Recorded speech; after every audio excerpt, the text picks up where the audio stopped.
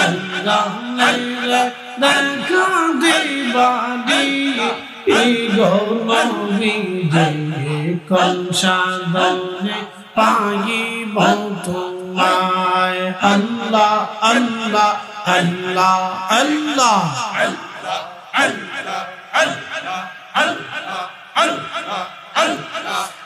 কানে আর বেশে মাখা নিজার দয়া সে বকরি চরণ বন জঙ্গলা এই গৌরবীজে কোন সাধনে পাইব তোমায় আল্লাহ আল্লাহ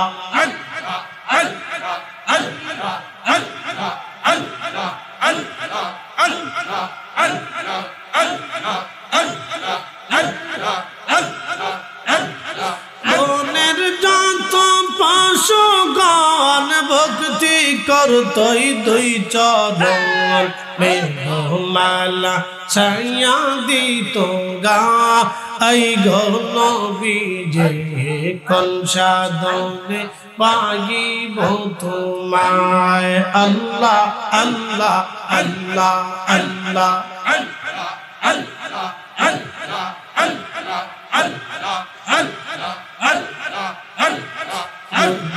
মেরে দেখা দিবানি গৌরবীজে কোন সাধনে পাইব তোমায় আল্লাহ আল্লাহ আল্লাহ আল্লাহ জবান খুলে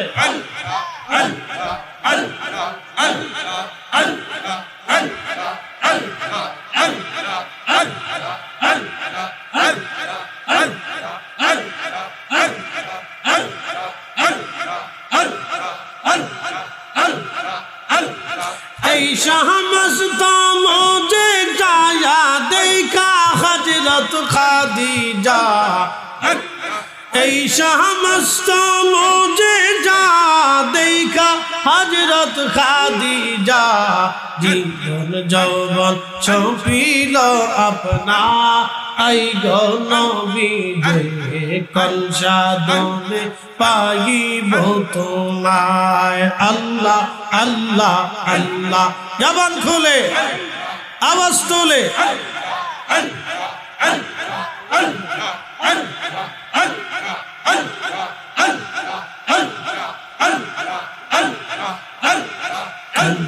মেরে দেখা দিবানি গৌরবীজে কোন সাধনে পাইব তোমায় আল্লাহ আল্লাহ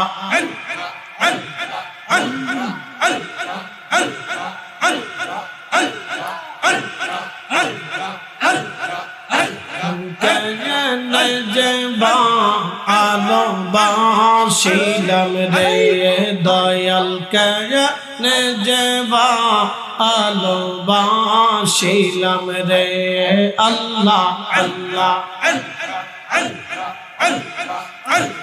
তো না জানিয়া কে সৈনা বুঝিয়া কেনে যেবা আলো বাসিলাম রে আল্লাহ আল্লাহ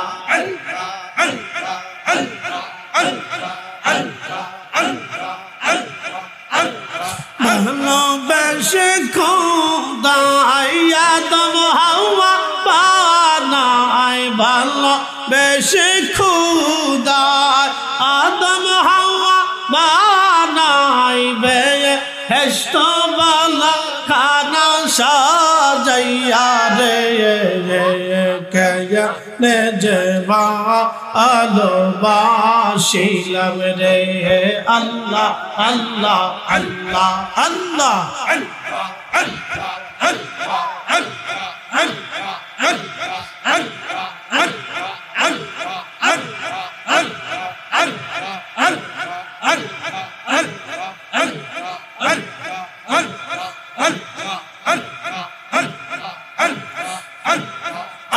আদম হাওয়া বেহেশত সারিয়া আদম হাওয়া বেহেশত সারিয়া 340 বছর কান্দিল রে, হাই হাই 340 বছর কান্দিল রে, কেনে যে ভালোবাসিলাম রে। আল্লাহ কেনে যে ভালোবাসিলাম রে, মুর্শিদ কেনে যে ভালোবাসিলাম রে। আল্লাহ আল্লাহ আল্লাহ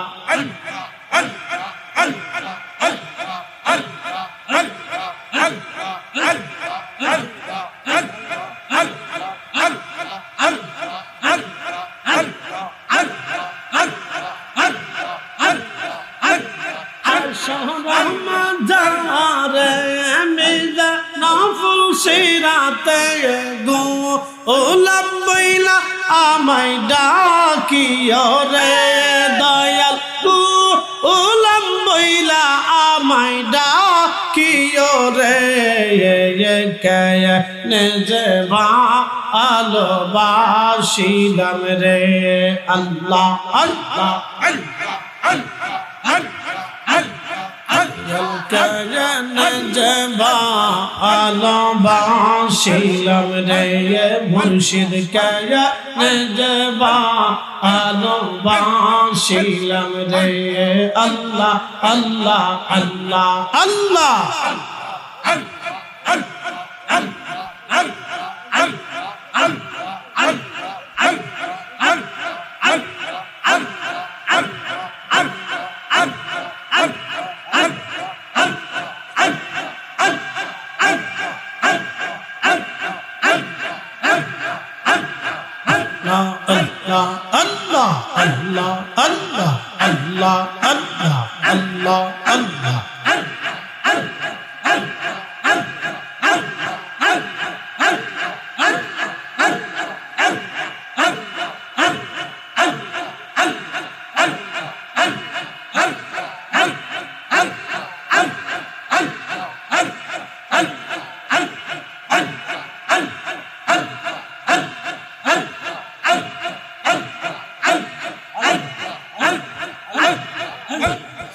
লা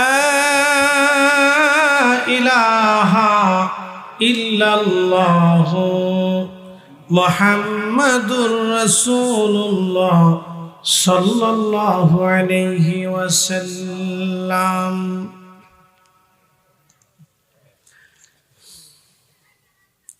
চৌচল্লিশতম ফুরফুরা সিলসিলার ইমামুত তরিকত খলিফায়ে সুফিয়াবাদ দরবার শিবির মুর্শিদ শাহ সুফি হাজ মরহুম আব্দুস সবুর রহমতুল্লাহ আলাইহির ইজাজত 44তম সালে সওয়াব ইসলামী মাহফিলের আজকের সম্মানিত সভাপতি হাফেজ মৌলানা মুফতি মোহাম্মদ নাসিরউদ্দিন সাহেব, সভাপতি জনাব শামসুল হক সিদ্দিক সাহেব এবং সকল অতিথিবৃন্দ, আমন্ত্রিত উলামায়ে কেরাম, উপস্থিত এই দরবার শরীফের সম্মানিত বীর সাহেব হুজুর কেবলা এবং সাহেবজাদা থেকে শুরু করে সকল উলামায়ে কেরাম, এলাকাবাসী, মাহফিল পরিচালনায় জনাব আলহাজ শাহ সুফি আল্লামা জমির আলী সাহেব মাদ্দাজিল্লাহুল আলী শামী বাবার দরবার শরীফ, সকল মুহিব্বিন, আশিকিন, শাকিরিন, মুসলিমিন, মুমিনিন, এলাকাবাসী, সম্মানিত মা বোনেরা, কলিজার টুকরো যুবক ভাইরা, সম্মানিত উলামায়ে আহলে সুন্নাত, সকলের প্রতি মুবারকবাদ, শুকরিয়া সে আল্লাহর দরবারে। লা ইলাহা ইল্লাল্লাহ, লা ইলাহা ইল্লাল্লাহ, লা ইলাহা ইল্লাল্লাহ, হাসবি রাব্বি জাল্লাল্লাহ, মা ফি কলবি গায়রুল্লাহ, আহলুর মুহাম্মদ লা ইলাহা ইল্লাল্লাহ লা ইলাহা ইল্লাল্লাহ লা ইলাহা ইল্লাল্লাহ লা ইলাহা ইল্লাল্লাহ লা ইলাহা ইল্লাল্লাহ জবার খুলে আল্লাহ আল্লাহ আল্লাহ আল্লাহ আল্লাহ আল্লাহ বাইরে যারা আছেন সবাই আসেন আল্লাহ আল্লাহ আল্লাহ আল্লাহ আল্লাহ আল্লাহ আল্লাহ আল্লাহ আল্লাহ ডাক দেখো বান্দা একবার মরে দেখ কায়দা মতো জুতা দিয়ে পিটামো আমার বান্দারা না খায় ইফতার করবে আর তুই আল্লাহ পাওয়ার জন্য মক্কায় আইছো এমন আল্লাহ আমি ধরা দেব না। কথা বলেন ঠিক না বেঠিক? আল্লাহর হাবিবের ইন্তেকালের পরে সাহাবায়ে কেরাম চিন্তিত, খুবই কান্না জড়িত। ছোট্ট একটা গাঠুরি বেঁধে বেলাল আসছে, হযরত আবু বকরের সামনে দাঁড়ায় বলে, আবু বকর বিদায় দাও, মদিনায় আর থাকবো না। কেন রে বেলাল, কি জন্য মদিনায় থাকবে না? কিসের অভাব, কিসের কষ্ট? কেউ কি তোমাকে ব্যথা দিয়েছে না তোমাকে মেরেছে? নাকি তোমার কোনো অভাব আছে? বলো, বাইতুল মাল থেকে মাসিক বেতন দিয়ে দিব। বেলাল বলে, আবু বকর রে, আমার যে অভাব, কোনোদিন কি সেই অভাব পুরা করে দিতে পারবা? বলো রে বেলাল, তোমার কিসের অভাব? বলে, আবু বকর, আমি আজান দিলে নবী নামাজে আসতো। বলো, এখন আজান দিলে কি নবী নামাজে আসবে? আবু বকর বলতেছে, বেলাল রে, তুমি কি নবীরে ভালোবাসো, আমরা কি ভালোবাসি না? বেলাল বলে, আবু বকর, তুমিও ভালোবাসো, আমিও ভালোবাসি। শোনো গো আবু বকর, তোমরা নবীজির রওজা শরীফ দেখলে সহ্য করতে পারো? আমি বেলাল যখন আজান দিয়ে নবীর রওজা শরীফের দিকে তাকাই, আমার কলিজা গুলি ফেটে ফেটে আসে। আমি বরদাস্ত করতে পারি না, সহ্য করতে পারি না। মদিনাতে দাঁড়ায় থাকবে, দুই রকমের হাজি পাবে। যখন 7 নম্বর গেট দিয়ে বাবু সালাম দিয়ে হাজিরা ঢুকে সালাম দিতে দিতে যায়, কিছু নবীর পাগল আছে, রওজার সবুজ মিনারা দেখলে চোখ বেয়ে বেয়ে পানি আসে। রওজা শরীফে ঢুকলে তারা হাওয়া করে কাঁদতে থাকে, আর মুতুয়াগুলি খালি ধমক দেখে, ইয়া হাতি আল্লাহ বেদা, আল্লাহ আল্লাহ আল্লাহ আল্লাহ শিরকি আল্লাহ বেদা। ওরা কান্না দেখে হাসে, যারা কান্না করে দেশের তিরস্কার করে। বাপ, আমি নিজের চোখে দেখেছি, ওরা যারা কান্না করে নবীর রওজার পাশে দাঁড়ায় দাঁড়ায় এদেরকে দেখে ওরা হাসে। ওরা বুঝে না এরা কি জন্য কান্না করে। কোন হাজি আছে কান্না আসে না, শুধু সালাম দিয়ে চলে যায়। দুই প্রকারের হাজি, এক প্রকারের হাজি নবীর রওজার পাশে দাঁড়ায় চোখের পানি ফেলে বুক বাসায় দেয়, এরাও হাজি। আর যারা শুধু সালাম দিয়ে চলে যায়, এরাও হাজি। আকাশ আর পাতাল তফাৎ। পৃথিবীর মধ্যে হায়াত হয় মাত্র 60 বছর কি 80 বছর, 30 বছর চলে যায় হেলায় হেলায়, ডোলায় ডোলায় ডোলায় ডোলায়। বাকি জীবনের অর্ধেক সময় যায় বাবা ঘুমে ঘুমে, 8 ঘন্টা ঘুমে। অল্প একটু সময় আমরা ইবাদত করার সুযোগ পাই। এই সামান্য ইবাদত দিয়ে খোদার জান্নাতের আশা কেমনে করতে পারি? উপায় আমাদের হবে কি? উপায় আমাদের হবে কি? গতি হবে কি? উপায় আমাদের হবে কি? চিন্তা করে যদি বাড়ি ফিরি, মাহফিল থেকে যদি চিন্তা করে বাড়ি ফিরি, মাহফিল থেকে ফিরে যাওয়ার পথে একটা বেনামাজি থাকার কথা না, একটা সুদখোর থাকার কথা না, একটা ঘুষখোর থাকার কথা না, একটা মদখোর থাকার কথা না, একটা জেনাকারী থাকার কথা না, একটা মানুষের হক নষ্টকারী থাকার কথা না। কিন্তু ওয়াজ শুনি মানি না, ওয়াজ শুনি বুঝি না, ওয়াজ শুনি বাড়ি পর্যন্ত আমরা নেই না। আমরা বাড়ি পর্যন্ত নেই না ভাই, নিলে তো কাজই হয়ে গেছিল। আমরা ওয়াজ শুনে চলে যাই, হুজুর ওয়াজ খুব ভালো করছে, ভালো পর্যন্ত শেষ।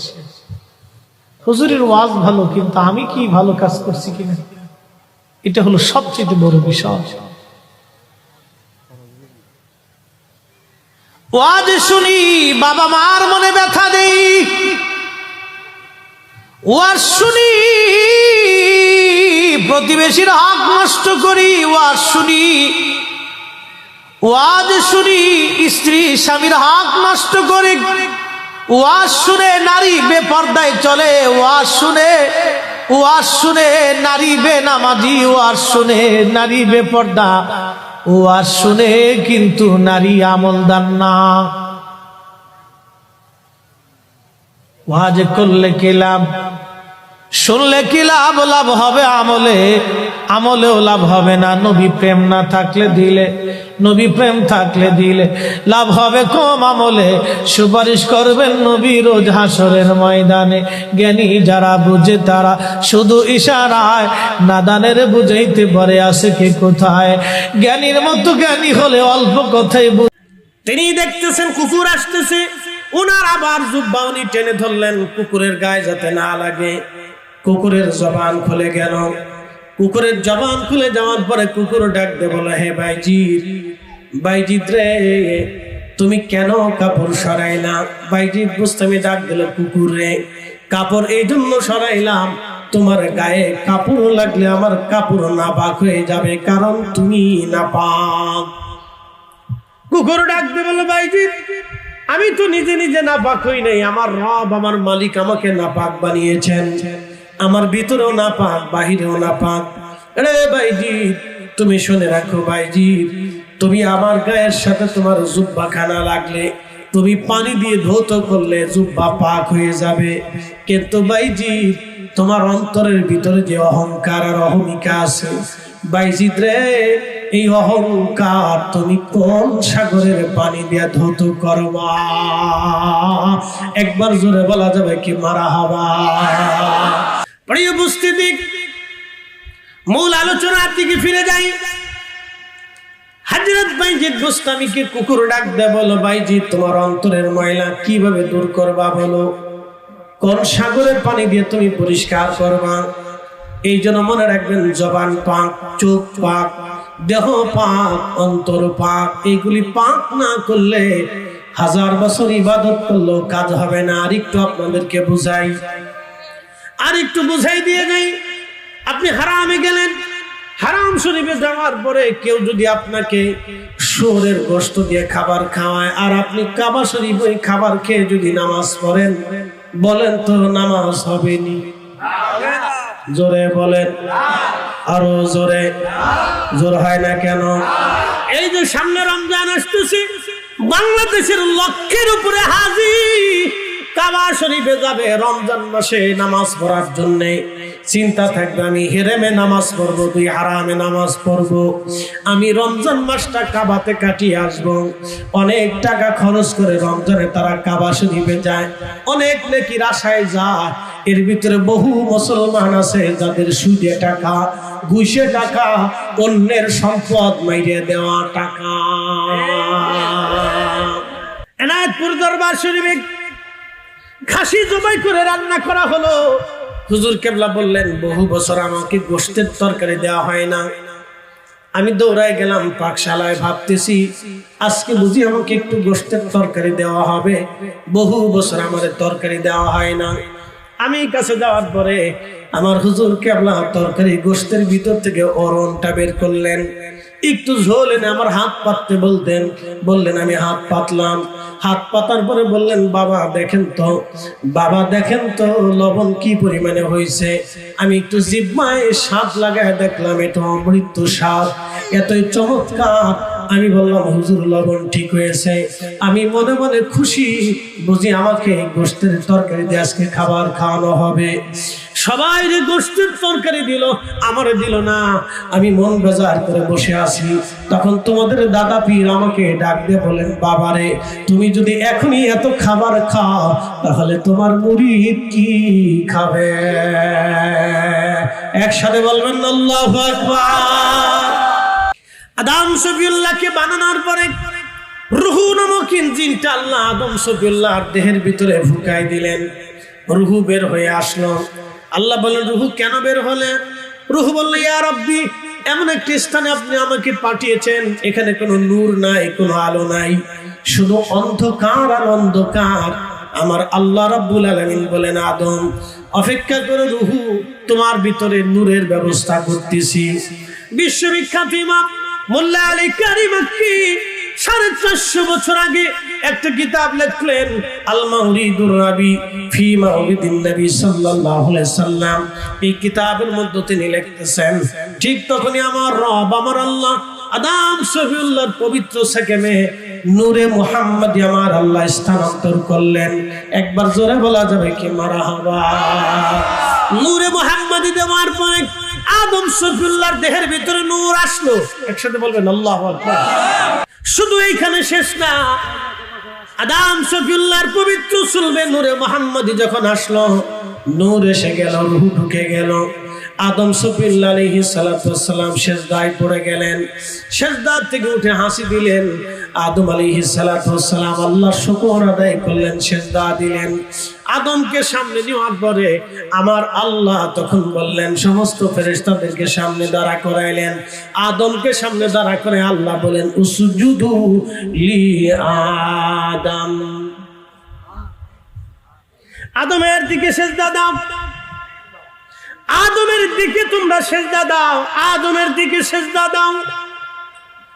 ইমাম মুল্লা আলী কারি মাক্কি আল মাউরিদের মধ্যে লেখেন, সিজদাটা মূলত আদমকে উদ্দেশ্য না, আদম হলো কেবলা, মসজুদ হলো আল্লাহ, সিজদার মালিক হলো আমার আল্লাহ, আদম সফিউল্লাহ হলো কেবলা। আপনারা কাবার দিকে ফিরে নামাজ পড়েন, সিজদা কি কাবাকে দেন না আল্লাহকে দেন? একসাথে বলেন কাকে? আল্লাহকে দেন। কাতার সোজা করে দাঁড়ান, খেয়াল আপন আপন কালবের মধ্যে ডুবাই দেন। খেয়াল কালবে, কালব আল্লাহর দিক, আল্লাহ হাজির নাজির, আল্লাহ দেখতেছেন দিলের হাল। খেয়াল কালবে ডুবাই রাখলে নামাজে আল্লাহ মনে থাকবে। খেয়াল কল থেকে বের হয়ে গেলে নামাজে আল্লাহ ভুল হবে। নামাজে যদি আল্লাহ ভুল হয় তাহলে আপনি কাকে সিজদা করলেন চিন্তা করে বুঝেন। মুখে আল্লাহর নাম, দিলে দুনিয়ার জল্পনা কল্পনা, এমন নামাজে কি ফল? নির্বাচন আসলে অনেকের মাথায় টুপি চলে যাবে। ভোটাভুটির নামাজ, এলাকায় গেল ভোট চাইতে, আজান পড়েছে, নামাজ যদি না পড়ি তো মানুষ কি বলবে? এরা মানুষের ভয়ে নামাজে যায়, এরা মূলত আল্লাহর ভয়ে নামাজে যায় না। আল্লাহ বলেন, ফাওয়াইলুল লিল মুসাল্লিন আল্লাযীনা হুম আন সালাতিহিম সাহুন। কপাল পোড়া সে নামাজি যে মানুষ দেখানোর জন্য নামাজ পড়ে, আর একটা নামাজ দিলাম আমি সামাজিক নামাজ।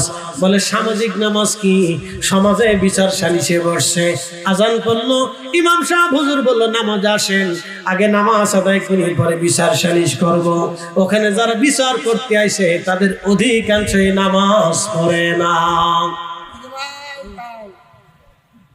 এরা চিন্তা করলে এখন যদি নামাজ না পড়ি তো সমাজে মুখ দেখাবো কেমনে? এরা সমাজ রক্ষা করার জন্য নামাজে গেল। আল্লাহ বলেন, ফাওয়াইলুল লিল মুসাল্লিন।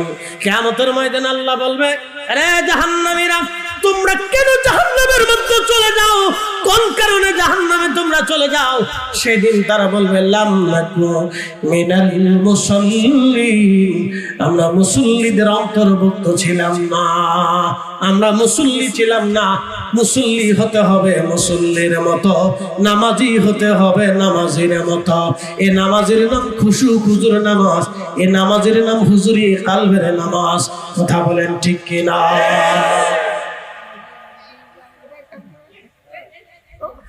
এটা হুজুরি কালবের নামাজ, হুজুরি কালবের নামাজ, খুশু হুজুর নামাজ, হুজুরি কালবের নামাজ, খুশু হুজুর নামাজ।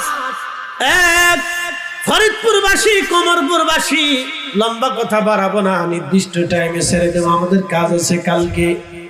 শুধু কেন তরিকা নিলাম, আমি কিন্তু তরিকতের মূল রহস্যের ওয়াজ করতেছি। কেন তরিকা আমরা নিলাম? এই জন্য তরিকতপন্থী যারা, তারা মারামারি করে না। প্রিয় উপস্থিতি হাজিরিন, খুব মনোযোগের সাথে শুনবেন ভাইজান। আল্লাহ রাব্বুল আলামিন বললেন, আমার আল্লাহ বললেন, ফি আই সূরাতিন মা শাআ রাক্কাবাক। আমি তোমাকে যেইভাবে চেয়েছি সেইভাবেই তোমার আকার আকৃতি আমি দিয়েছি। একজনের চেহারার সাথে আর একজনের চেহারার মিল নাই, একজনের বডির স্বাস্থ্যের সাথে আর একজনের স্বাস্থ্যের কোনো মিল নাই, একজনের ত্বকের সাথে আর একজনের ত্বকের কোনো মিল নাই। একজনের উচ্চতার সাথে আর এক উচ্চতার মিল নাই, একজনের বডির সৌন্দর্যের সাথে আর একজনের কোনো মিল নাই। পৃথিবীতে যত মানুষ এসেছে তত রকম করে আল্লাহ সৃষ্টি করেছেন, কারোর সাথে কারো পরিপূর্ণ 100% মিল আল্লাহ দেন নাই। আল্লাহ বলেন আমি যেইভাবে সুরত ইচ্ছা করেছি সেইভাবে আমি তোমাকে দিয়ে দিলাম, সেইভাবে তোমাকে সৃষ্টি করলাম। এই বয়স আল্লাহ আমাদের হাতে দেন নাই, বয়স আল্লাহ নিজের হাতে দিয়েছেন। হায়াত আমাদের হাতে দেন নাই, হায়াত আল্লাহ তার নিজের হাতে রেখেছেন।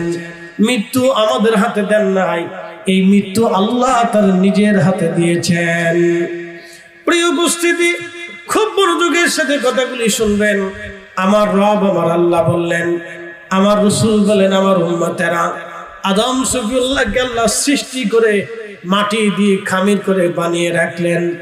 বানানোর পরে আমার রব আমার আল্লাহ আদম সফিউল্লাহর দেহের ভিতরে রুহু নামক ইঞ্জিনটা আল্লাহ ফুঁকায় দিলেন।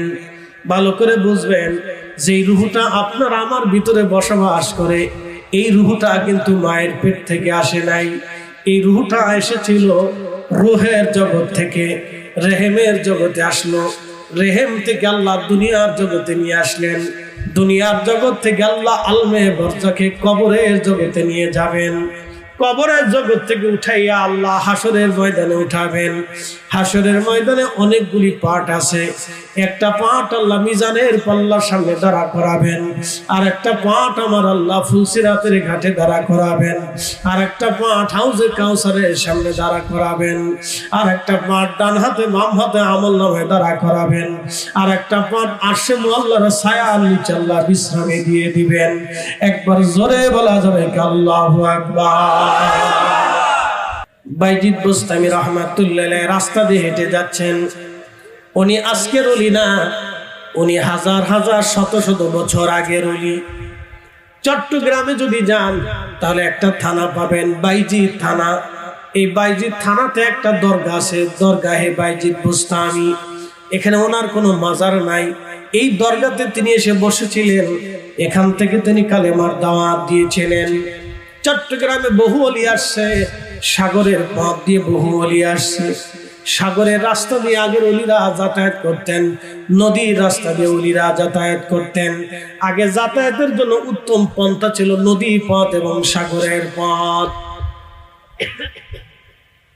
হযরত আল্লাহর ওলিগণ চট্টগ্রামে আসলেন। 1300 বছর আগে বাইজিদ বুস্তামি রাহমাতুল্লাহ আলাইহি চট্টগ্রামে এসেছিলেন।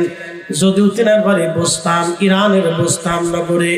ইরান তখনও শিয়া ছিল না, ইরান তখন সুন্নি অধ্যুষিত এলাকা ছিল। বহু অলির জন্ম ইরান থেকে এসেছে। আল্লামা শেখ সাদির জন্ম ইরানে হয়েছে, হযরত আবুল হাসান কিরকানির জন্ম ইরানে হয়েছে, বাইজিদ বুস্তামির জন্ম ইরানে হয়েছে, বিশর হাফির জন্ম ইরানে হয়েছে, হুজুর গাউসে পাক মহিউদ্দিন আব্দুল কাদের জিলানীর জন্ম ইরানে হয়েছে। একসাথে বলবেন না মারহাবা। হযরত সালমান ফারসি রাদিয়াল্লাহু আনহুর জন্ম ইরানে হয়েছে। ফরিদপুরবাসী খুব মনোযোগ দিয়ে কথা শুনবেন। যে আলোচনার দিকে গিয়েছিলাম আমি সেইখানে যাই। হযরত বাইজিদ বুস্তামি রাহমাতুল্লাহ আলাইহি, আল্লামা বদরউদ্দিন সেরহিন্দি রাহমাতুল্লাহ আলাইহি 400 বছর আগে হাজারাতুল কুদসের মধ্যে তিনি ঘটনাখানা লিপিবদ্ধ করেছেন। বাইজিদ বুস্তামি রাহমাতুল্লাহ আলাইহি তিনি যাচ্ছিলেন রাস্তা দিয়ে, এমন সময় একটা কুকুর আসতেছিল। কুকুরের শরীরে ঘা। আপনারা জানেন কুকুরের শরীরে যদি ঘা হয় তাহলে এই কুকুরের শরীরে ঘা হওয়ার কারণে কুকুরের শরীর থেকে গন্ধ আসে। কুকুর আসতেছিল, ঠিক এমন সময় বাইজিদ বুস্তামি রাহমাতুল্লাহ আলাইহির গায়ের উপরে আবা ছিল, কুর্তা। দেখবেন খতিব সাহেবরা জুব্বার উপরে একটা আবা পরে, এখনো সৌদিরা আরাবিয়ানরা আবা পরে। আরাবিয়ানরা কোথাও গেলে আবা গায়ে দেয়, কারণ এটা আবাটা তাদের জাতীয় পোশাক। এটা আমি কেন বুঝাইলাম? অহংকারের কথা বলতেছি না, বলতেছি বোঝানোর জন্য। আমাদের এত জনগণ থাকার পরেও আমরা কারো মাহফিল বন্ধ করি না, কারো মসজিদ দখল করি না, এলাকা দখল করি না, আমরা কারো হিংসা করি না, কারো অহংকার করি না, আমরা কারো ক্ষতি করার চেষ্টা করি না। এই নীতিমালা আমাদের তরিকার ভিতরে নাই। কথা বলে আছে আছে একসাথে বলেন আছে না? এই নীতির ভিতরে আমরা বিশ্বাসী না, এই নীতিতে বিশ্বাসী না, এই নীতিতে বিশ্বাসী না। খুব ভালো করে শুনে যাবেন। এই জন্য তরিকত পন্থীরা যারা তাসাউফ মানে তাদের দিল নরম হয়। কি নরম হয়? তাদের কাজ হয় দিলে দিলে, অন্তরে অন্তরে। তাদের সবক হয় কালবের ভিতরে। এই জন্য হুজুর কেবলা প্রথম সবকটাই কালবে দিতেন। কথা বলেন ঠিক কিনা? মানুষ বানানোর জন্য। তো নামাজ হবে কার জন্য? একসাথে বলেন কার জন্য? আমাদের নামাজ চলে গেলে এখন বিয়াই নামাজ। আরেকটা নামাজ দিছি বিয়াই নামাজ। বলে ফরিদি সাহেব বিয়াই নামাজ কি? বিয়াই নতুন বাড়ি বেড়াইতে এসে চিন্তা ডাক দিয়ে বলুন বিয়াই সাহেব আসেন, আমাদের মসজিদটা খুব সুন্দর, নামাজ পড়ে আসি, জোহরের আজান দিছে। বিয়াই চিন্তা করলো নামাজে যদি না যায় তো বিয়াই কি মনে করবে? তো বিয়াইরে খুশি করার জন্য নামাজে গেছে। এটা আল্লাহকে খুশি করার জন্য যায় নাই, বিয়াইরে খুশি করার জন্য গেছে। এ নাম দিছি বিয়াই নামাজ। আর একটা নাম দিছি বতরে নামাজ। বছরে নামাজ ছিলেন নাই, খালি জুমার নামাজ পড়ে আর করে না। কি কথা বললেন? এটার নাম হলো বছরে নামাজ। শুধু জুমার নামাজ পড়ে, আবার কি আছে খালি ঈদের নামাজ পড়ে আর করে না। আবার রমজান মাস আসলে নামাজ ধরে, এরপরে আর সারে রমজান মাস চলে গেলে নামাজ পড়ে না। আর কিছু নামাজ আছে পরীক্ষার্থী যারা পরীক্ষা দিয়ে আসার পরীক্ষার আগে নামাজ ধরে, পরীক্ষা দিয়ে রেজাল্ট পর আগ পর্যন্ত নামাজ পড়ে, টুপি ছাড়ে না, মসজিদের বারান্দা ছাড়ে না, রেজাল্ট শেষ পরের দিন তার মসজিদ চিনে না। মসজিদের বারান্দা ছাড়ে না ওরা। পরীক্ষা আসার 3 মাসে কিন্তু টুপি মাথায় দিছে। বিরাট বুজুর্গ সুফি সাধু, বিরাট সুফি, মসজিদের বারান্দা ছাড়ে না। এরপরে পরীক্ষার রেজাল্ট যেদিন দিবে সেদিন পরীক্ষার রেজাল্ট ভালো টালো হয়ে যাওয়ার পরে এরপরে তো এই যে শুরু হয়ে গেল আর নামাজ নেই। শয়তানে হাসে বাপ কত বড় চিটার নেই। তো আমারও ফেল মেনে ফেলছে।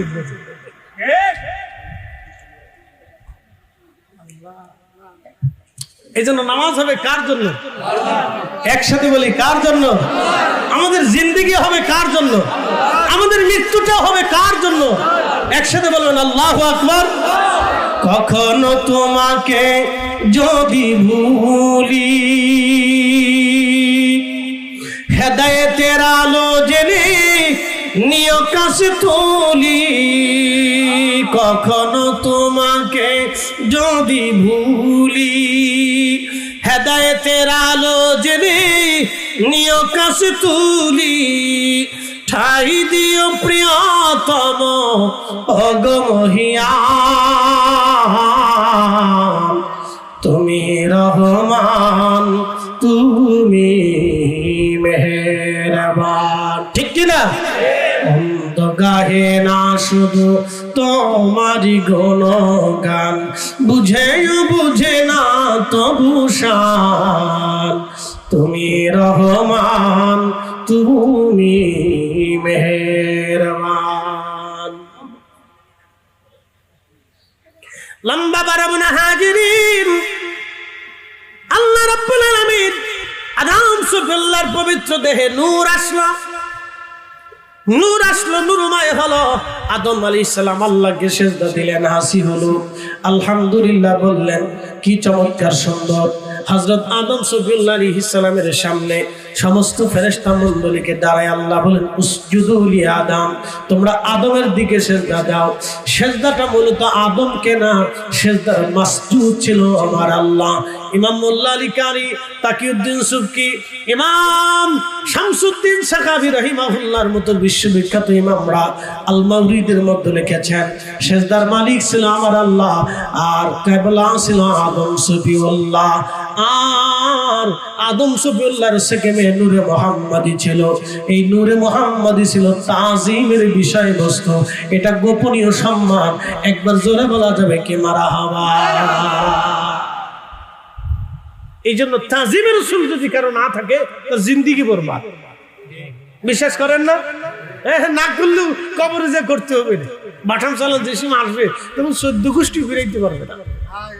একটা কথা মনে রাখবেন, ভালো করে বুঝেই দিয়ে যাই, আমার কবরে এই যে আপনাদের আমাদের এখন ডাক্তার মোহন বয়েদি সাহেব বহু বছর আগে ইন্তেকাল করছেন, আমার হুজুর কেবলার এক একনিষ্ঠ মুরিদ।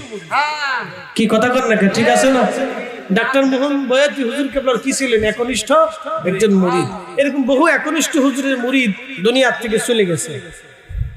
বলেন, বহু একনিষ্ঠ মুরিদ দুনিয়ার থেকে চলে গেছে। প্রিয় ভাই, ভালো করে শোনেন তো, এই যে একনিষ্ঠ মুরিদ সন্তান যারা ঘুমিয়ে গেছেন, কবরে চলে গেছেন, এরা কবরে বহু বছর আগে কবরে ঘুমাই গেছেন, তাদের কবরের পাশে যায় কয়জন? জলসা মাহফিল হলে কিছু কিছু যায়, আমরা কি সবসময় তাদের কথা মনে রাখি? কিন্তু না, হুজুর কেবলা একটা সিস্টেম আমাদেরকে শিখিয়ে দিয়ে গেছে। নফল নামাজ পড়িয়ে যত পীর ভাই পীর বোন কবরে চলে গেছে, তাদের কবরে আল্লাহ নাকি পাঠায় তো। একসাথে বলবেন আল্লাহু আকবার। নফল, ফাতিহা, মাহফিল, জিকির, মিলাদ, দোয়া সব স্থানে চলে। চলে কি চলে না? একসাথে বলেন, চলে কি চলে না? তাহলে আমরা প্রত্যক্ষ অথবা পরোক্ষ আমরা দোয়া চালিয়ে যাচ্ছি। হাতি বাঁচলেও লাখ, মরলেও লাখ। হাতি বাঁচলেও লাখ, মরে গেলেও লাখ। অন্তত কিছু না থাকলেও আমার আওলাদ ফরজন হয়তো আমাকে ভুলে যাবে, কিন্তু আমার সিলসিলা আমাকে ভুলবে না। কথা ঠিক আছে কিনা? আমার সিলসিলা আমাকে, কথা বলেন, সিলসিলা আমাকে ভুলবে না। না, ভুলবে না। আমি অপরাধ করছি, আমি অন্যায় করছি, আমি কবরে চলে গেছি, অসুবিধা নেই। বাপ মাপ দেওয়া, ক্ষমা করা না করার মালিক আল্লাহ, কিন্তু সিলসিলা আমাকে ভুলে নেই, আমার জন্য দোয়া সবসময় পাঠাচ্ছে। একসাথে বলবেন আল্লাহু আকবার। এই যে মাদ্রাসা ফরিদ ভাই করছেন, ফরিদ ভাই কবরে চলে যাবেন, কিন্তু মাদ্রাসা দুনিয়াতে থাকবে, ছেলেরা কোরআন পড়বে, ফরিদ ভাইয়ের সন্তানরা তাকে ভুলে যাবে, কিন্তু মাদ্রাসার কোরআন তাকে ভুলবে না। কথা ঠিক আছে কিনা? এই কোরআন থেকে ভুলবে না, বলে তেলাওয়াত হবে, অটোমেটিক তার কবরে চলে যেতে থাকবে। আল্লাহু আকবার। অনেকে মসজিদ নির্মাণ করছেন, মসজিদে টাকা দিচ্ছেন, জমি দিচ্ছেন, কবরে চলে গেছেন, কিন্তু মসজিদ দুনিয়াতে আছে। ছেলে সন্তান আত্মীয় স্বজন আপনাকে ভুলে গেছে, কিন্তু মসজিদ আপনাকে ভুলবে না। নেকি কবরে চলতে থাকবে। এটার নাম জারিয়া। জারিয়া, প্রবাহিত সওয়াব। আপনি কবরে থাকবেন, কিন্তু সব প্রবাহিত ভাবে চলতে থাকবে। তরিকা নিয়ে কবরে চলে গেছে, আপনি চলে গেছেন কবরে, ঠিক আছে, সব মানুষ আপনাকে ভুলে গেছে, কিন্তু তরিকা আপনাকে ভুলে নেই। তাহলে আমরা লাভে আছি না লজে আছি? এখন কেউ যদি আমরা বলে যে তোমরা লজে আছো, তাহলে সে তার হিসাবে ভুল করছে। কি কথা ঠিক আছে কিনা? সে আমার ভাই, সমালোচনা করার অধিকার তার আছে, আমরা সমালোচনা করার অধিকার তারা দিয়ে দিচ্ছি, এই জন্য আমরা কারো সমালোচনা করি। আচ্ছা বলেন তো, ভুল ছাড়া দুনিয়াতে মানুষ আছে? একসাথে বলেন, আছে? সারা বছর অনেকে কইছে না যে আটটুসি হিন্দুর বাড়ি, হিন্দু কেন যায়? আটটুসি কেন হিন্দু যায়? কইছে না? এখন আমি যদি প্রশ্ন করি, ভাই আপনারা ভোটের জন্য এই প্রতিমা দুর্গা পূজার সামনে গেছেন কে? কি কথা ঠিক আছে না? আমরা প্রশ্ন করতে পারি না? আপনারা রাজনীতির জন্য কেন গেলেন? আপনি জবাব দেন। কোরআনের কোন বিধানে, রাসূলের কোন তরিকাতে আপনি গেছেন, আপনি জবাব দেন। জবাব আছে ভাই? না, কোরআন সুন্নাহর দিকে তাকালে কোনো জবাব নাই। রাজনীতির দিকে তাকালে আপনি যেতে পারেন, রাজনীতি করে ভোটের দরকার, আপনি গেছেন তাদের কাছে, অসুবিধা নেই, গেছেন। কিন্তু কোরআন সুন্নাহর দিকে তাকাইলে আপনি যেতে পারবেন। আবার অনেকে দেখছি অনেক বসে বসে খাবার খাইতেছে। কি আশ্চর্য, মিলাদের খাবার ওনাদের কাছে বেদাত, কিন্তু ওই পূজা মণ্ডপের সামনে যে বিস্কিট খেতেছে, কোক খাইতেছে, চা খাইতেছে, এটা ওই সময় বেদাত হইল না? কে ভাই, এই ধরনের নীতিমালা আপনাদের থাকবে কেন? এগুলো ভুল, আমাদের যেটা ভুল সেটা ভুল। কথা কোন ঠিক আছে না ভাই? আমি সমালোচনা করতেছি, তাদের মন্দ বলবো না। রাজনৈতিক প্রেক্ষাপট, দেশের আন্তর্জাতিক প্রেক্ষাপট মিলে অনেক কথাই আছে, সিচুয়েশন ভিত্তিক অনেক সিস্টেম আছে, তারা যেতে পারে। গেছেন, রাজনৈতিক প্রেক্ষাপটে যান, দেশীয় সিচুয়েশনে, দেশের আভ্যন্তরীণ বিষয়ের উপর ভিত্তি করে তারা গেছেন, যাবেন। কিন্তু এতদিন যে আপনারা আমরা রেখে নিন, এটার কি হবে? এটা আমরা আপনাদের কাছেই ছেড়ে দিলাম। আমরা আপনাদের মন্দ বলবো না, আপনাদের উপরে এটা ছেড়ে দিলাম। আল্লাহ আমাদের সকলকে কবুল করুক, জোরে বলে না হবে। প্রিয় উপস্থিতি, যাই হোক, আমি এদিকে আর লম্বা বাড়াবো না, যেহেতু কালকে কাজ আছে আপনাদের। আমার ভাই অত্যন্ত চমৎকার ইন্তজাম আপনারা করছেন। বৃষ্টি, যাই হোক, বৃষ্টিও যার, আমরাও তার। পৃথিবীর বহু জমিন আছে যারা বৃষ্টির অপেক্ষায় থাকে, পৃথিবীর বহু মাটি আছে যারা বৃষ্টির অপেক্ষায় থাকে। একটু দৃশ্যে পড়ি আল্লাহুম্মা সাল্লি আলা সাইয়্যিদিনা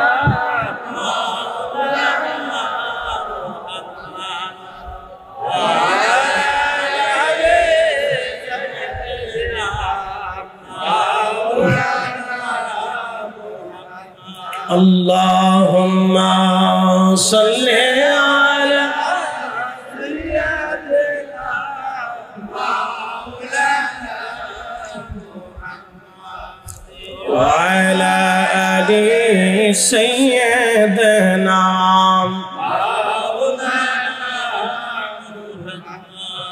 কষ্ট হচ্ছে আপনাদের? আর কথা বাড়াবো না, বেশি লম্বা কথা বাড়াবো না। আমি তরিকতের মূল ভিত আপনাদের সামনে উপস্থাপন করছি। 1 নম্বর, আমরা হুজুর কেবলার দেওয়া শিক্ষা বিকালবিন সলিম, আত্মার পরিশুদ্ধতা আমাদের দরকার। কথা বলে ঠিক কিনা? তো 1 নম্বরে হালাল, একসাথে বলেন 1 নম্বরে কি? জোরে বলেন 1 নম্বরে কি? হালাল খাবার। জোরে বলেন কি খাবার? শোনেন, আপনার একটা কথা বলি আজকে, হালাল খাবার আপনি খাবেন, আপনি যদি দিন শেষে একবারও আল্লাহকে ডাক দেন আল্লাহ বলে, তাও সেটা কবুল হবে। আর যদি আপনি হারাম খাবার খাইয়া হেরেমে যাইয়া কাবা শরীফ ধরেও যদি আপনি কান দেন আর নামাজ পড়েন, মাকামে ইব্রাহিমও যদি নামাজ পড়েন, তাও কিন্তু কাজ হবে। বুঝাইতে পারছি? তো একবারে তরিকা কিন্তু অরিজিনালটা দেখাই দিছে, একবার রাস্তা বাতলাই দিচ্ছে, শেষ। একসাথে কোন আল্লাহু আকবার। হিসাব সহজ। জোরে বলেন হিসাব সহজ। জোরে বলেন হিসাব একবারে সহজ হিসাব দিছে। হালাল খাবার। জোরে বলেন কি খাবার? একসাথে বলেন কি খাবার? আমাদের জাকির ভাইরা কি সুদের সাথে জড়িত আছেন? আমার তো নজরে পড়ে না, আমার নজরে পড়ে না। 2-1 ভুল টুল তো হতেই পারে, তা আমরা তাদেরকে মহাব্বত করে ডেকে নিয়ে আসবো। কি অধ্যক্ষ সাহেব ঠিক আছে না? আমরা তাদেরকে ডেকে নিয়ে আসবো। আরে ওনার একটা চেয়ার দিবেন না, কষ্ট হচ্ছে, অনেক বয়স মানুষ।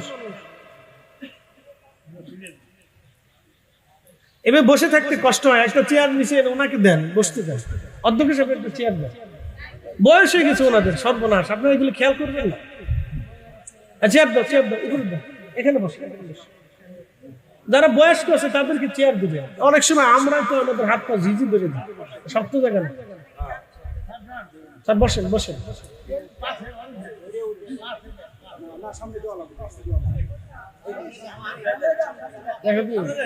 এত বয়স দেখ, অসুবিধা নেই।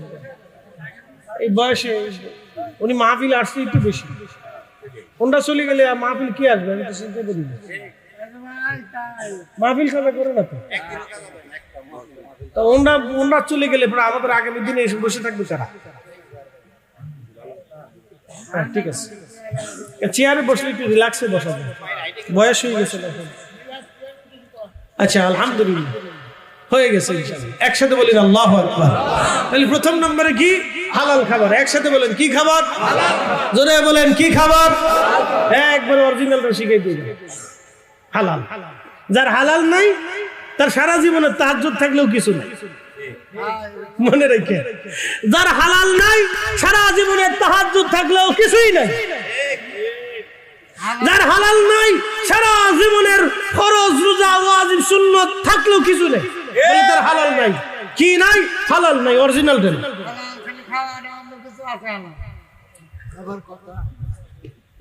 হালাল। আল্লাহ আমাদেরকে হালাল খাবার খাওয়ার তৌফিক নসিব করুন। জোরে বলেন আমিন। আর একটু জোরে বলেন আমিন। প্রিয় উপস্থিতি হাজিরিন, খুব ভালো করে শুনে নেন। আগের বুজুর্গ যারা, তারা হালালটাকে কিভাবে প্রশ্রয় দিতেন আমি আপনাদেরকে শোনাই। বিশ্ববিখ্যাত একজন আল্লাহর ওলি, তার নাম হযরতে খাজা মাহমুদ বাহদাবানী নকশবন্দি রহমাতুল্লাহ আলাইহি। হযরত খাজা মাহমুদ বাহদাবানী নকশবন্দি, ওনার নকশবন্দি তরিকার একজন উজ্জ্বল নক্ষত্র ছিলেন, অনেক বড় আলেম ছিলেন। ওনার প্রশংসা আল্লামা মোল্লা আলী কারি রহমাতুল্লাহ আলাইহি আল মাউরিদের মধ্যে তিনি লিখেছেন এই ঘটনাখানা। হযরত আল্লামা খাজা মাহমুদ বাহদাবানী নকশবন্দি, ওনার জমানা হলো ভারতের মুঘল সাম্রাজ্যের অধিপতি যিনি সম্রাট বাবর। বাবরের ছেলের নাম সম্রাট হুমায়ুন। নাম শুনছেন না আপনারা? সম্রাট বাবরের ছেলের নাম সম্রাট হুমায়ুন। হুমায়ুন বারবার যুদ্ধে পরাজিত হয়, নানান প্রতিকূল বিপদ আপদ বারবার আসে।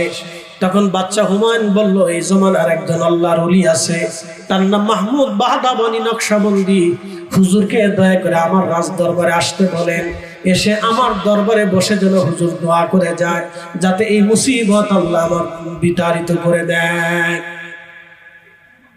উনি অনেক যুদ্ধে হেরেছেন, অনেক বিপদ বারবার আসে। উনি চিন্তা করলেন, আল্লাহর ওলিকে এনে আমার বাড়িতে রাজ দরবারে যদি দোয়া করাই, তাহলে হয়তো আল্লাহ আমার বিপদ দূর করায় দিবেন। খাজা মাহমুদ বাহদাবনী নকশবন্দি রহমতুল্লাহ আলাইহি, উনি সেই মহান আল্লাহর ওলি, তিনার কাছে চলে গেলেন প্রধান সেনাপতি বৈরাম বেগ, প্রধান উজির। বৈরাম বেগের নাম আপনারা শুনছেন। বৈরাম বেগ চলে গেলেন। বৈরাম বেগ জমাত পরে বললেন, হুজুর বাদশা দাওয়াত করেছেন রাজ দরবারে আপনাকে। আল্লাহর ওলি ডাক দিলেন, হে বৈরাম, তোমার বাচ্চাকে যা বলো আমি মাহমুদ বাহদাবনী নকশবন্দি কোন রাজ দরবারে দাওয়াত নেই না। একসাথে জোরে বলবেন আল্লাহু আকবার। আগের ওলি যারা ছিলেন তারা রাজা বাচ্চাদের কাছে যাইতেন না, রাজা বাচ্চারা তাদের কাছে আসতো। আমাদের এই তরিকাতে কোন ওলি রাজা বাদশার কাছে যান না। আমাদের ওলিদের একজন ওলি ছিলেন, তার নাম হযরতে আবুল হাসান খেরকানি। ওনার খেরকানি, ওনার সেই হুজরা ইরানে পৃথিবী বিখ্যাত একজন বাদশা ছিলেন, তার নাম সুলতান মাহমুদ গজনবী।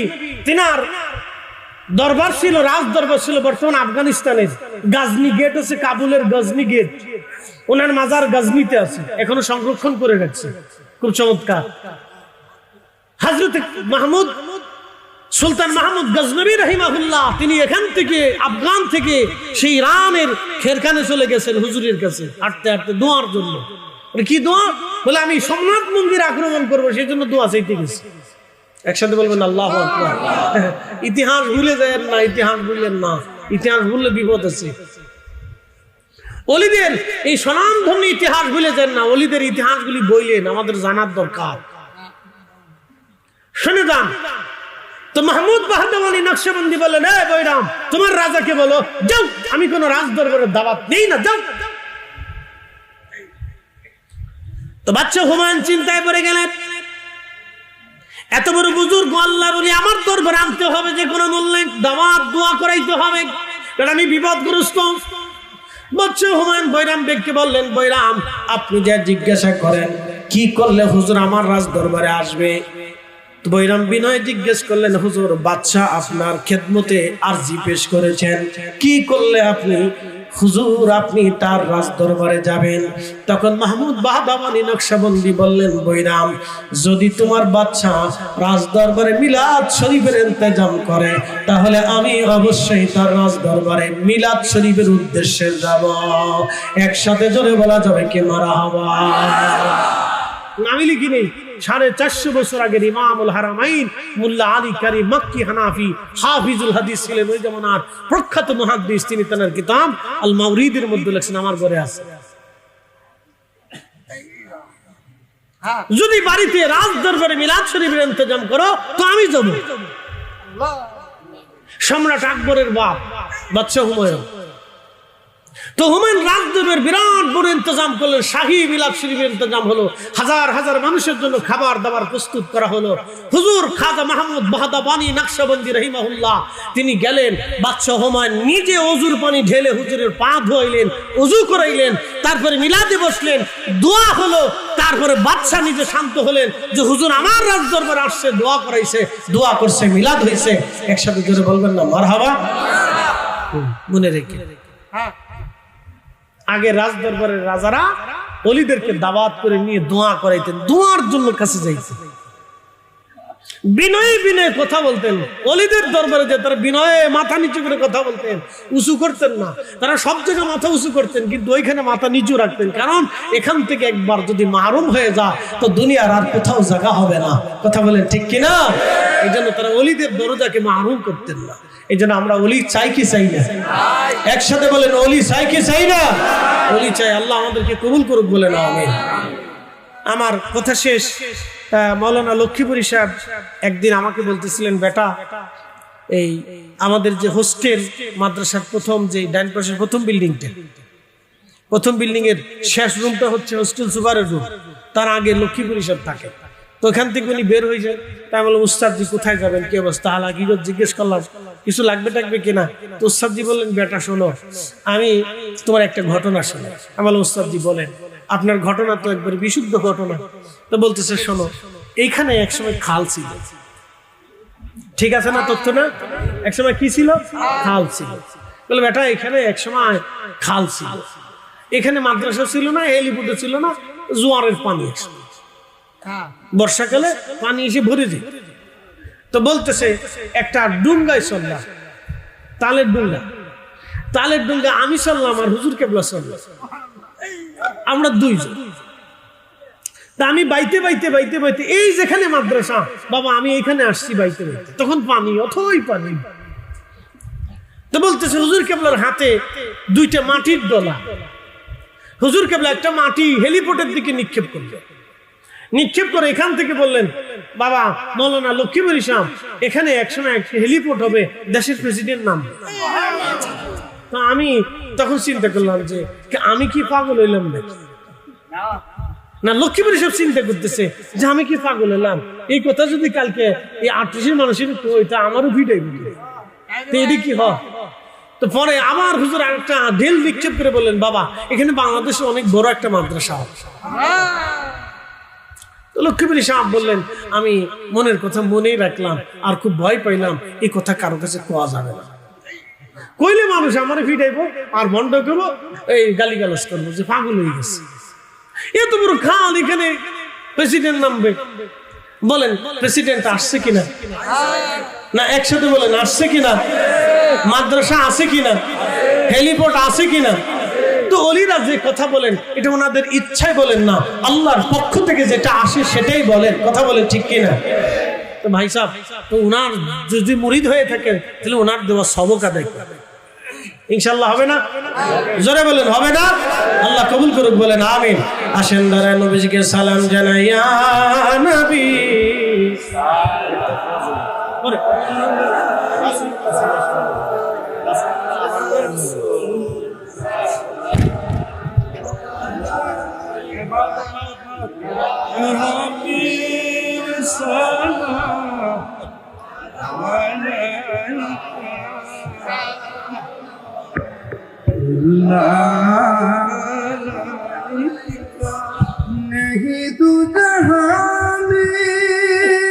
আদম সফিউল্লাহকে সৃষ্টি করার পরে বডির স্ট্রাকচার তৈরি করলেন আল্লাহ, আমার রব বানাইলেন, বানানোর পরে আমার আল্লাহ কোরআন শরীফে বললেন খালাকাল ইনসানা মিন সালসালিন কাল ফাখার। চার রঙের মশলা দিয়া, চার রঙের মশলা দিয়া যে কইরাছে তোর গঠন, চার রঙের মশলা দিয়া আগুন পানি মাটি বাতাস একই যোগে করিয়া প্রকাশ। আগুন পানি মাটি বাতাস একই যোগে করিয়া প্রকাশ।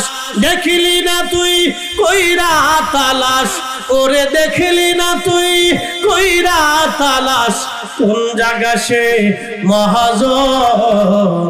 চার রঙের মশলা দিয়া, চার রঙের মশলা দিয়া যে কইরাছে তোর গঠন, চার রঙের মশলা দিয়া। শোনেন ভালো করে শোনেন, মানুষ মরে গেলে তার শেষ হয় না। অনেকে বলে মানুষ মরে গেলেই শেষ, এটা ভুল ধারণা। মানুষ মৃত্যুটা তার শেষ না, মৃত্যুটা হলো প্রস্থান। এক স্থান থেকে সে আর এক স্থানে চলে যাচ্ছে, স্থান পরিবর্তন করা, এটার নাম হচ্ছে মৃত্যু। এটাকে আল্লাহ মৃত্যুর সাথে তুলনা দিয়েছেন। তো দুনিয়ার জগৎ থেকে সে মৃত্যু নিল, মৃত্যুবরণ করলো। আল্লাহ মানুষ মারা যাওয়ার পর আমরা কি বলি? ইন্না লিল্লাহ। একসাথে বলি ইন্না লিল্লাহ। নিশ্চয় আমরা কার জন্য? না, একসাথে বলতে হবে কার জন্য? আমরা মূলত আল্লাহর জন্য। আমরা পীরের কাছে গেছি মূলত আল্লাহর জন্য। কি কথা বল না, ঠিক কিনা? না ভিন্ন কোনো উদ্দেশ্য আছে? আমরা ওলিদের সহবতে বসি আল্লাহর জন্য, আমরা মাহফিলে বসি আল্লাহর জন্য, আমরা মসজিদে যাই আল্লাহর জন্য, আমরা ঈদগাহে যাই আল্লাহর জন্য, আমরা কুরবানি করি আল্লাহর জন্য। এর ভিতরে কিছু মানুষের ইখলাসের ত্রুটি থাকে, আন্তরিকতার ত্রুটি থাকে। যাদের আন্তরিকতার ত্রুটি ছিল না তারা দুনিয়াতে শ্রেষ্ঠ হয়ে গেছে। যেন আমার পীর ও মুর্শিদের আন্তরিকতার ত্রুটি না থাকার কারণে আল্লাহ দুনিয়াতে তাকে জগৎ জোড়া ওলি বানিয়েছে। কথা বলে ঠিক কিনা? কারণ তার ইখলাসের কোনো ত্রুটি ছিল না। উনি ওনার পীরের দরবারে যতদিন কাটিয়েছেন ওনার ইখলাসের ত্রুটি ছিল না, যার কারণে জীবনে কোনোদিন এক ওয়াক্ত নামাজ কাজা হয় নাই, জীবনে একটা তাহাজ্জুদের ওয়াক্ত রহমতের সময় তার কাজা হয় নাই, জীবনে তিনি মিথ্যা বলেন নাই, কারো গীবত কোনোদিন বলেন নাই। ওনার সামনে বহু মানুষ এখানে আপনারা বসে আছেন, আমার বাবার সাথেও দরবারে গেছেন যারা, তারাও বসে আছেন, আমার বড় ভাই যারা তারাও বসে আছেন, আমার সমবয়সীরা বসে আছেন, আমার ছোটরাও বসে আছেন, আমার বড় যারা আছেন তারা পীর মুর্শিদকে দেখছেন। জীবনে কখনো কোনোদিন কারো শিকায়ত করেন নাই, গীবত করেন নাই, একটা ভুল বাক্য মন্দ কথা মুখ থেকে ফায়সা কথা ভুলেও কখনো বলেন নাই। কি কথা ঠিক আছে না ভাই? এটা হচ্ছে কি? জবানের পবিত্রতা। একসাথে বলেন জবানের পবিত্রতা। যখন বান্দা জবানকে পাক করে তখন ওই জবান আর বান্দার জবান থাকে না, এই জবান আল্লাহর জবান হয়ে যায়। একসাথে বলবেন আল্লাহু আকবার। কি পাক করতে হবে? জবানকে পাক করে। আমরা কেউ জবান পাক করতে পারি না। যখন বান্দা জবান পাক করে তখন বান্দার জবান আর জবান থাকে না, এটা আল্লাহর জবান হয়ে যায়। যখন বান্দা তার চোখকে পাক করে তখন এই চোখ আর তার চোখ থাকে না, এটা আল্লাহর চোখ হয়ে যায়। আল্লাহু আকবার। যখন বান্দা তার দেহ পাক করে, বলে দেহ পাক কি? হারাম খাওয়া যাবে না। যখন বান্দা তার দেহ পাক করে তখন এই বান্দার দেহ পাক হয়ে যাওয়ার পরে তখন কি হয়ে যায়? তার দেহ আর তার থাকে না, এটা আল্লাহর হয়ে যায়। যখন বান্দার কাল নিজেকে পরিশুদ্ধ করে, বলে কাল কিভাবে পরিশুদ্ধ করে?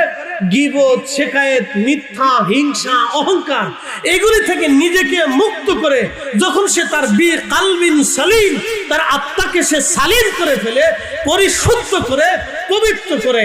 প্রিয় নবী বললেন, আমার উম্মত তোমাদের দেহের ভিতরে একটা গোশতের টুকরা আছে, এই গোশতের টুকরা ইদা সালুহাত সালুহাল জাসাদ, যখন এই গোশতের টুকরাটা সুস্থ থাকে তখন পুরা বডি সুস্থ থাকে। ওয়া ইদা ফাসাদাত ফাসাদাল জাসাদ, যখন এই গোশতের টুকরা অসুস্থ হয়ে যায়, নাপাক হয়ে যায়। বলে নাপাক কেমন হয়?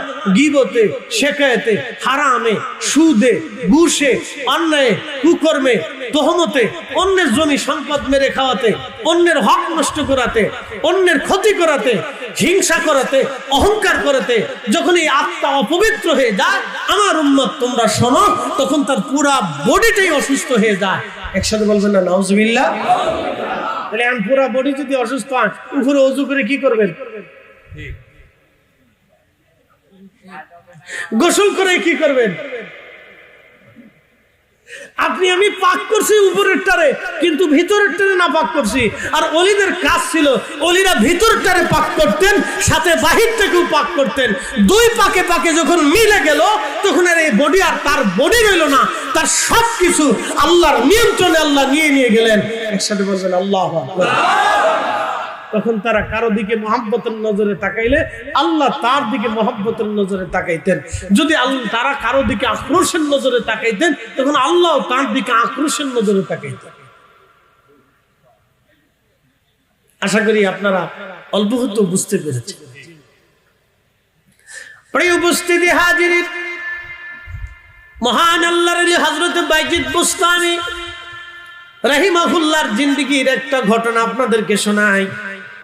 ইরানে বহু গুণী জ্ঞানী গুণীদের জন্ম হয়েছে, বহু ওলিদের জন্ম ইরানে হয়েছে।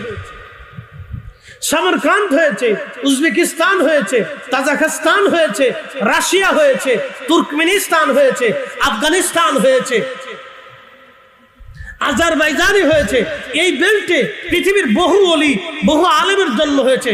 ইমাম বুখারী, ইমাম মুসলিম, ইমাম আবু দাউদ সিজিস্তানি, ইমাম তিরমিজির মতো বিশ্ববিখ্যাত ইমামরা এই সমস্ত অঞ্চলগুলিতে তারা জন্ম নিয়েছেন। হযরত ইমাম মাতুরিদি, ইমাম আশআরি, পৃথিবীর বড় বড় ইমাম, ইমাম ইসফাহানি, ইমাম সমরকন্দি, ইমাম আবু লাইস সমরকন্দির মতো বিশ্ববিখ্যাত ফকিহদের জন্ম এখানে হয়েছে। তুর্কিস্তান এই বেল্টের ভিতরে হয়েছে। হযরত আব্দুল্লাহ ইবনে মুবারক, হযরত মুবারক রাহমাতুল্লাহ আলাইহির মতো বড় বড় ফকিহদের জন্ম এই বেল্টের ভিতরে হয়েছে। হযরত বাহাউদ্দিন নকশবন্দি, হযরত খাজা বাকিবিল্লাহ, আলী ফাহমুদি তুসি, বড় বড় বুজুর্গদের জন্ম এই স্থানে হয়েছে। আবুল হাসান খেরখানি, এদের জন্ম এই সমস্ত বেল্টে হয়েছে। আর ইসলাম এই সমস্ত বেল্ট থেকে ছড়িয়ে ছড়িয়ে ভারতে, বাংলাদেশে, মায়ানমারে, নেপালে, এরপরে শ্রীলঙ্কাতে, এরপরে আপনার মালদ্বীপে, এরপরে ইন্দোনেশিয়াতে, মালয়েশিয়াতে, ব্রুনাইতে, আপনার ফিলিপাইন্সে, সারা পৃথিবীতে ইসলাম ছড়িয়েছে। ইউরোপে, এশিয়াতে, সারা দুনিয়াতে ছড়িয়েছে। একসাথে বলবেন আল্লাহু আকবার। শুনে যান, আমরা আমাদের গৌরবময় ইতিহাসকে ভুলে গেছি।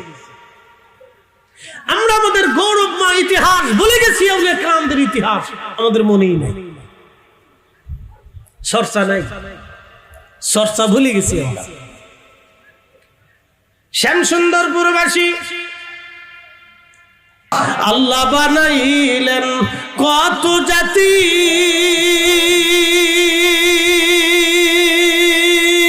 হইল না তোর প্রেম প্রীতি।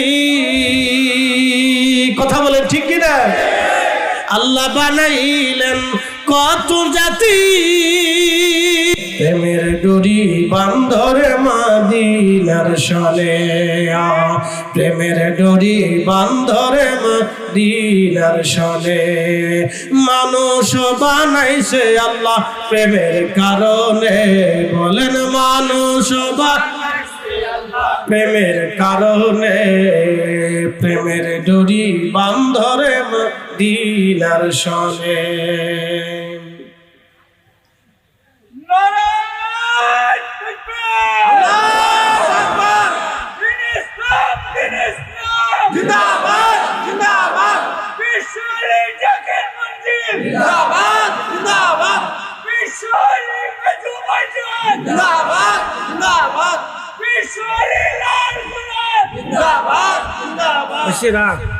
কি যে কষ্ট নিজে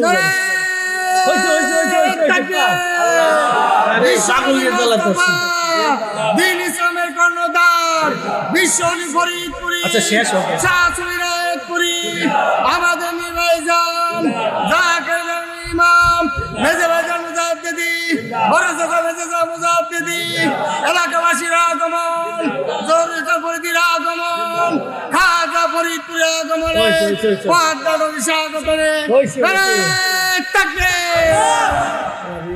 সব জায়গায় পাগল আছে, পাগল দিয়ে জ্বালাতেছে।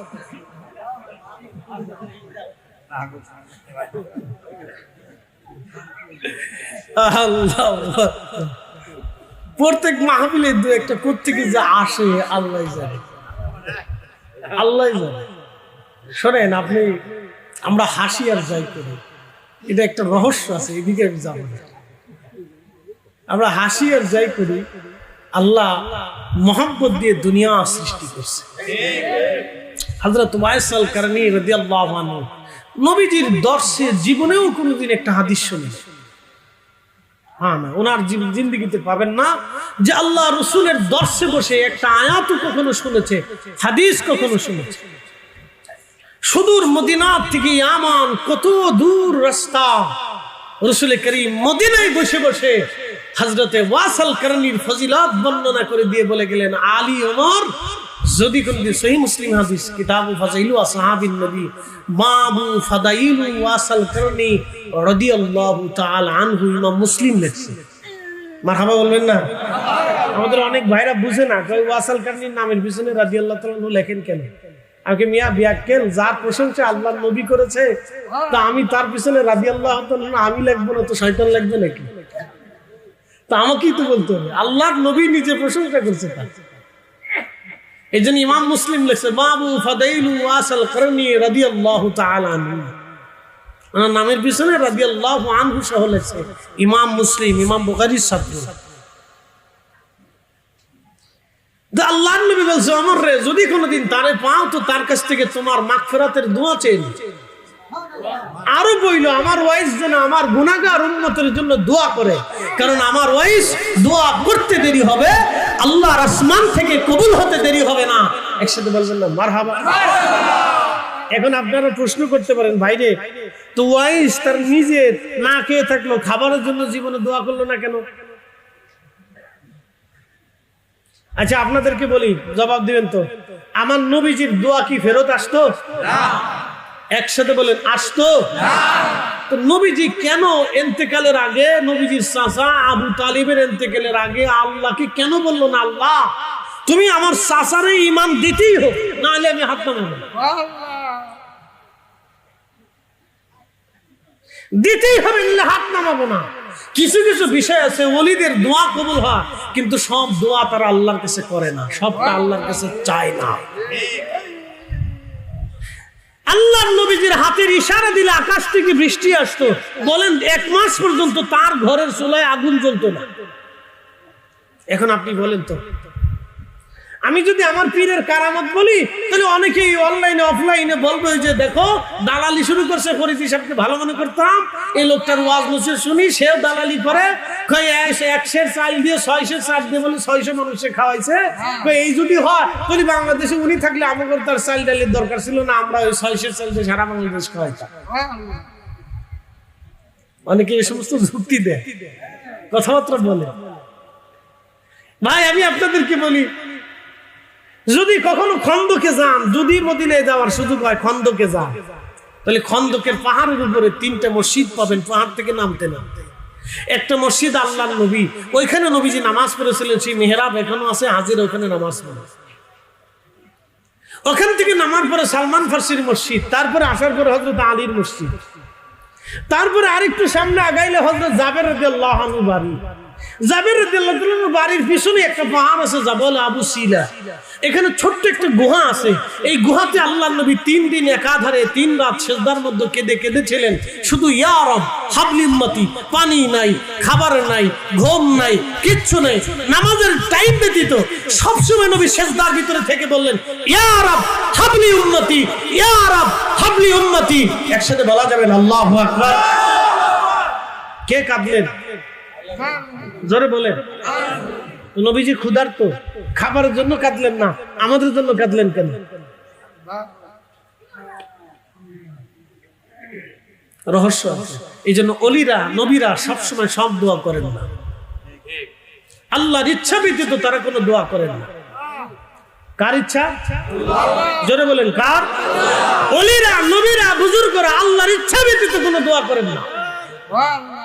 ইন্না যদি দোয়া করতেন তাহলে বাংলাদেশে পৃথিবীতে কোন কাফির মসনদ থাকতো না, কিন্তু দোয়া করেন নাই বলে, কারণ আল্লাহ এইভাবেই দুনিয়া সাজিয়েছে, আল্লাহ এইভাবেই দুনিয়া সাজিয়েছে, এভাবেই দুনিয়া সাজিয়েছে। আচ্ছা বলেন তো, ফিলিস্তিনের জন্য যত কান্নাকাটি ব্রাজিলের প্রেসিডেন্ট আর কলম্বিয়ার প্রেসিডেন্ট করতেছে, তার অর্ধেক কান্নাকাটি যদি সৌদির বাদশা করতো তাহলে ফিলিস্তিন স্বাধীন হয়ে যেত।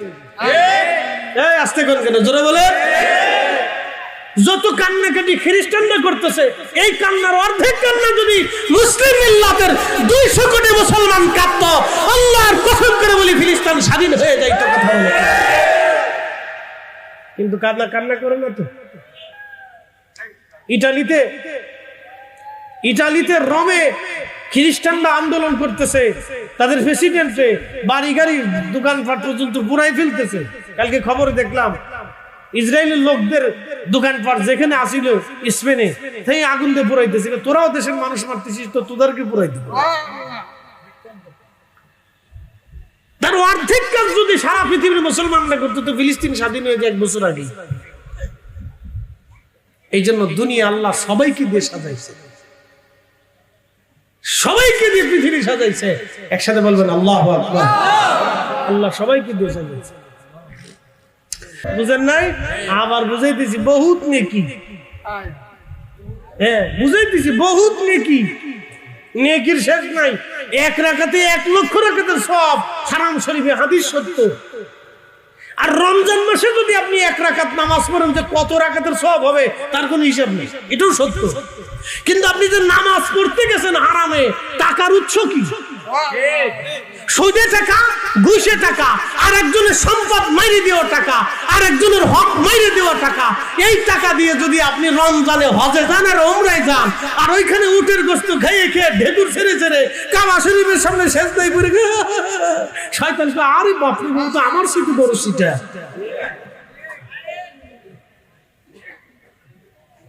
আমরা আসল ওয়াজে নাই, আসলটাই নাই না, আমরা আসলটাই নাই।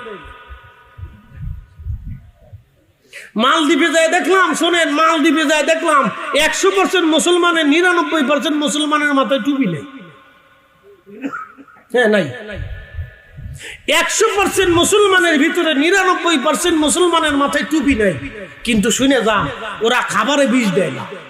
আর বাংলাদেশে কলার ভিতরে বিষ, মাথায় টুপি দিয়ে বিষ মিশিয়েছে, দুধে ভেজাল, বাপরে মাম, জুব্বা গায়ে দিয়ে ভেজাল, মারতেছে কারি কয় কি দেন, পানি মিশিয়েছে। মাঝে মধ্যে চিন্তা করি ঢাকা যে পানি দুধ খাই না, বুড়িগঙ্গার পানি খাই, আল্লাহ জানে। এটা বাংলাদেশ। মসজিদের মেহরাবের ভিতরে বসে, যায় নামাজে বসে দেশের মুসলমান মিথ্যে কথা কয়। আসতে কোন কেন জোরে বলে? মসজিদের যায় নামাজে বসে দেশের মুসলমান মিথ্যে কথা কয়। অনেক ধরে কয় আছেন এই আসি একটু বাজারে আসি, বাজারে মসজিদে বসেছি। কি কথা, আমি মিথ্যে কথা বলতেছি? তাহলে আপনি বলেন তো কিসের মুসলমানি? তাতে এর চাইতে ওই যে সেই টুপি সারা মুসলমানই তো ভালো। কি কথা কর না কেন? আপনার আরেকটু বুঝাই, আরেকটু বুঝাই। রাস্তা দিয়ে যাচ্ছেন তো ওই যে স্ট্যান্ডার্ডের নাম কি, আমরা যেখান থেকে বাহির দিয়ে স্ট্যান্ডের ওখানে এক মহিলা, বৃদ্ধ মহিলা কাঁদতেছে, বাবারে আমি 3 কাজকে না খেয়ে রয়েছে, আমার কিছু খাইতে দেয়। তা আমিও যাচ্ছি ওই রাস্তা দিয়ে, যাওয়ার সময় মহিলা এসে আমার বললো, বাবা আমি খুব ক্ষুধার্ত, আজকে সারাদিন না খেয়ে রয়েছে, বাবা আমার খাইতে দেন, আমি বৃদ্ধ মানুষ। তা আমি বললাম যে চাচি তুমি আর ভিক্ষা করার জায়গা পেলে না, ধরেন আর কি বললাম, বলে আমি চলে গেলাম। তো আরেকজন ওই রাস্তা দিয়ে আমার ওয়াজ শুনে যাইতেছে, যাওয়ার সময় এবারের মাথায় টুপি টাপি নাই, প্যান্ট ট্যান্ট পরা। তো হেতের কাছে মুরব্বী বৃদ্ধ লোক ভিক্ষা চায়, বললো বাবা আমি খুব ক্ষুধার্ত, আমার কিছু খাইতে দেয়। তো ওই লোকটার দয়া লাগলো, সেই লোকটা তার দোকানে নিয়ে কিছু বিস্কিট টিস্কিট দিয়ে, কলা রুটি দিয়ে, নাস্তা টাস্তা দিয়ে তারে খাওয়াইলো। বলেন আপনার কাছে শ্রেষ্ঠ কে? আমি না প্যান্টওয়ালা? একসাথে বলেন কে? আপনারা এখানে বসেই বলেন আমি শ্রেষ্ঠ না, আমার এলেম আমার শ্রেষ্ঠত্ব দেয় নাই, আমার টুপি আমার শ্রেষ্ঠত্ব দেয় নাই। কেন? আমার অন্তরের ভিতরে মানসিকতা নাই। কথা কর না, ঠিক কিনা? আসল ধর্মে আসে। এই ধর্ম বাংলাদেশে খুব কমে গেছে, বিশেষ করে বাংলাদেশের গ্রামে নাই। ও নাম দিছি ভিলেজ পলিটিক্স, আমি নাম দিছি কুত্তা পলিটিক্স। মনে কিছু নিয়ে যা। ভিলেজ পলিটিক্স হলো কে কারে মামলা দিবে, কে কারে হান্দাবে, কে কারে বাস দিবে, কে কার ক্ষতি করবে, কার জমি মারবে, কার বউর তার মায়ের বিয়ে ঠেকাবে, কার ফুলার বিয়ে ঠেকাবে, কার গিবত করবে। আর আমাদের বাংলাদেশের এই আনছে কানছে চার দোকানে, পানের দোকানে পাওয়া যায় মুফতি, প্রেসিডেন্ট, সাইকুল হাদিস, জিন্দাওয়ালি, মুর্দাওয়ালি, কুতুবুজ্জামান, আফতাব, মুজাদ্দেদ, ওলি, হাফেজ, আলেম, মুহাদ্দিস, প্রিন্সিপাল, এরপরে আপনার সেনা প্রধান, বড় বড় ডাক্তার, ইঞ্জিনিয়ার, প্রকৌশলী, প্রেসিডেন্ট, প্রধানমন্ত্রী, রাষ্ট্রপতি, সব চার দোকান।